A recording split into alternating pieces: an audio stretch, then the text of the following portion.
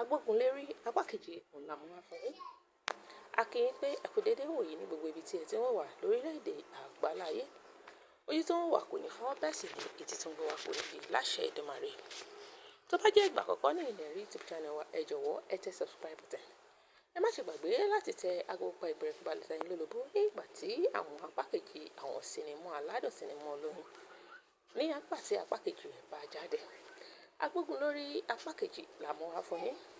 Ọ̀pọ̀ àwọn òṣèré ló kópa nínú rẹ̀ bíi Odunlade Adekola, Feranmi Oyelowo, Anike àti bẹ́ẹ̀ bẹ́ẹ̀ lọ.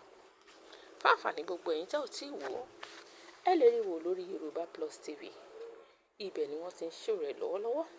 Fún àǹfààní gbogbo ẹ̀yin tí ẹ ti wò ó, kí lẹ lérò pé ó lè ṣẹlẹ̀ nínú apá kejì rẹ̀.